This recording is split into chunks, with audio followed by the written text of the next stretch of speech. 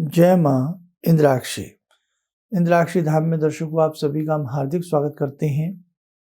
आज के दिन जिन जातकों का जन्म दिवस है, मैरिज एनिवर्सरी है, उन सभी को हमारी तरफ से बहुत बहुत शुभकामनाएं। कई बार जीवन है बहुत ही नारकीय स्थिति में गुजारना पड़ता है। क्या कारण है कि जीवन के हर क्षण में व्यक्ति को दुख की सुइयां चुभती हैं।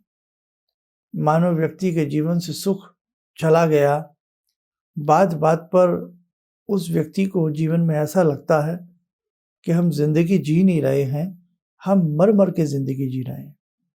क्या कारण है? क्या इंसान की हथेली में या कुंडली में ऐसे कुछ लक्षण होते हैं, या ऐसा क्यों होता है? मेहनत के बावजूद भी कोई सफलता अपना रंग नहीं दिखाती। जानेंगे, आइए पहले आज का पंचांग पढ़ते हैं। 25 फरवरी सन 2022, दिन शुक्रवार, फाल्गुन मास, कृष्ण पक्ष, संवत 2078। तिथि आज नवमी है, नक्षत्र ज्येष्ठा है, जन्म जातक गणमूल नक्षत्र की श्रेणी में होंगे। राहु काल 10:30 से 12, दिशा शूल पश्चिम दिशा। जिस इंसान की हथेली में बहुत सारी रेखाएं जन्म ले लें और अक्सर वो रेखाओं में काला कालापन हो या आड़ी तिरछी रेखाएं उन रेखाओं को काटती हों, तो जीवन में देखा है कि नारकीय स्थिति उतर आती है। इंसान की हथेली में बनी उसकी ये हृदय रेखा, उसकी ये मस्तिष्क रेखा, उसके नीचे से निकलने वाली शनि रेखा तो उसके हाथ में होगी ही नहीं। होगी भी तो बड़ी चौड़ी होगी, फैली हुई सी होगी, फटी हुई होगी। सारी रेखाओं में कई कई तरह के कट लगते हों। कोई तिर्यक रेखाएं आपकी हथेली की 8 की 8 मुख्य रेखाओं को काटता हो, कोई योग, नारकीय स्थिति से गुजरना पड़ेगा। जन्म पत्रिका में सूर्य ग्रहण भी हो, चंद्र ग्रहण भी हो, जन्म पत्रिका के बाकी शुभ ग्रह भी अशुभता में चले जाएं, पापी ग्रहों का तांडव हो, केंद्र बलहीन हो, केंद्र में लगन भी आ जाता है, लगन भी बलहीन हो, ऐसे व्यक्ति का भाग्य भाव के स्वामी भी नीच राशि में शत्रु के साथ बैठे हों, जीवन अनारकीय हो जाता है। खैर, ये बातें तो सबको समझ में नहीं आती ज्योतिष की, लेकिन मोटी सी भाषा में हम जब से जीवन जी रहे हैं और जीवन में हम देख रहे हैं कि भले किसी ने पहले कभी सुख देखा हो और अचानक दुखों के बादल व्यक्ति के ऊपर मंडराने लगे और व्यक्ति का जीवन बिल्कुल नरक के समान हो जाए। भोजन खाए तो डाइजेस्ट ना हो, शरीर स्वस्थ ना हो, नींद उसे आती ना हो, बात बात पर लोगों से उसका कलेश होता हो, घर के अंदर अजीब सी दुर्गंध रहती हो, वातावरण शुभ ना हो, तनाव स्थिति रहती हो, हर व्यक्ति उसी को इल्जाम लगाता हो, शत्रु पैर पसार रहे हों, अरे भाई कहाँ जाएं, कैसे जीवन जिएं, इतनी विडंबनाओं के साथ हम जीवन की नैया को कैसे खेवें। नारकीय स्थिति से गुजरना पड़ जाता है।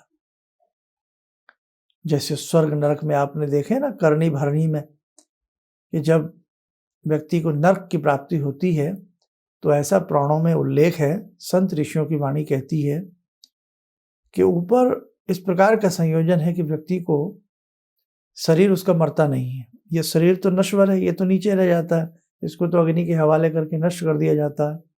लेकिन ऊपर जिस चेतना के साथ शरीर पहुंचता है, वो शरीर को गर्मी भी लगती है, भूख भी लगती है, प्यास भी लगती है, और जब उस शरीर को कोई दंड दिया जाता है ना, पीटा जाता है, मूसलों से कूटा जाता है, जिसे नरक की यातनाएं कहते हैं, खोलते हुए कढ़ाई में उसे तला जाता है। ऐसी धरती, सोने से तपती धरती, लोहे से तपती धरती, जिसमें उसे दौड़ाया जाता है, पैरों में फफोके पड़ जाते हैं। महसूस होता है उस जीव को कि मुझे बहुत असहनीय पीड़ा हो रही है। इसलिए हमारे ऋषि मुनि बात बात पर कहते आए कि बेटा, नरक से डरना, नरक के द्वार बहुत बुरे होते हैं, उस यातना से डरना, यम की यातना से डरना। तो कभी दीपावली आती है, कहते हैं आज धनतेरस से पंचदीप लगाना यमदित्या तक, ताकि यम की यातना आपके घर में ना आए, आपको सहनी ना पड़े।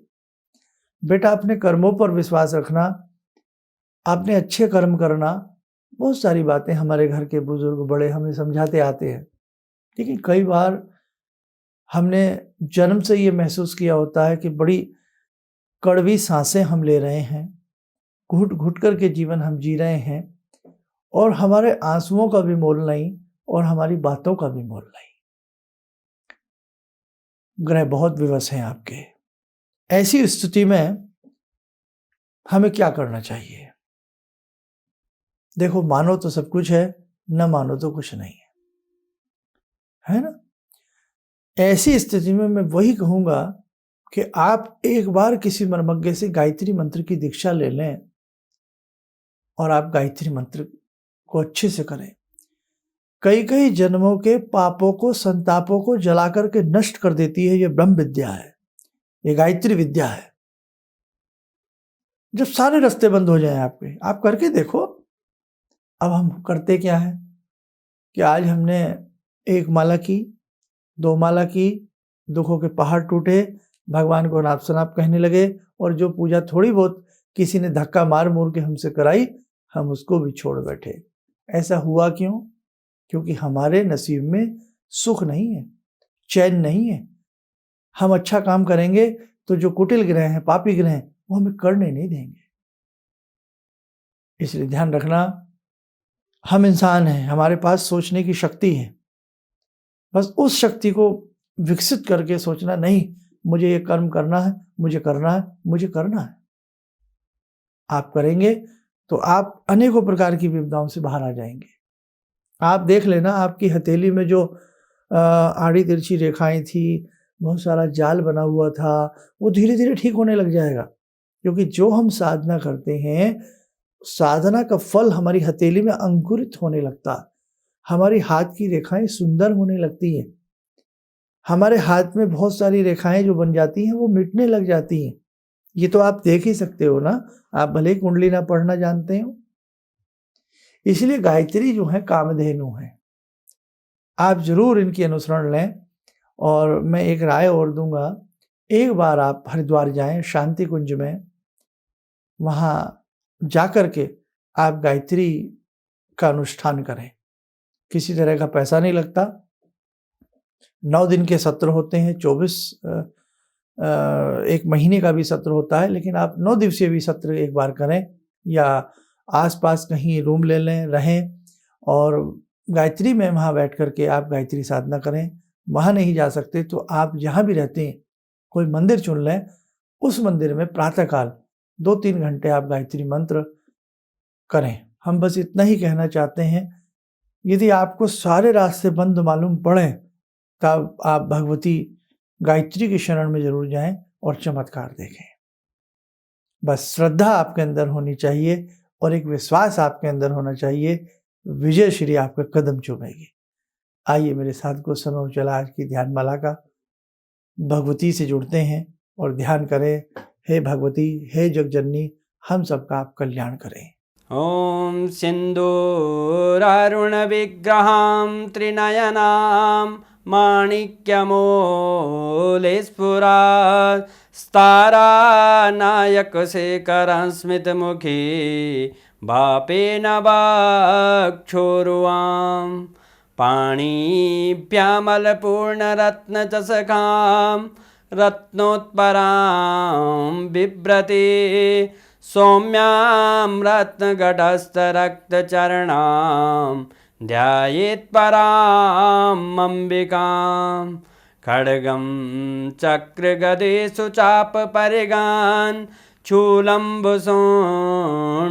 शिरा शङ्खं संदधतीं करे स्त्रीनयनां सर्वाङ्गभूषावृताम् नीलासमद्युतिमास्य पाददशकां सेवे महाकालिकां यामास्तो स्वपितैहरो कमलजो हन्तुं मधुं कैटवं विद्युद्दामसमप्रभां मृगपते स्कंदस्थितां भीषणां कन्या विहकरवालखेट विलसा धस्ताविरासेवितां हस्तैश्चक्रगदाशिखेट विशिखां चापं गुणं तर्जनीं विप्राणामलिलात्मिकां शशिधरां दुर्गां त्रिनेत्रां भजे। कवच बना लें, ध्यान करें, भगवती का सायुज्य आपको प्राप्त हो रहा है।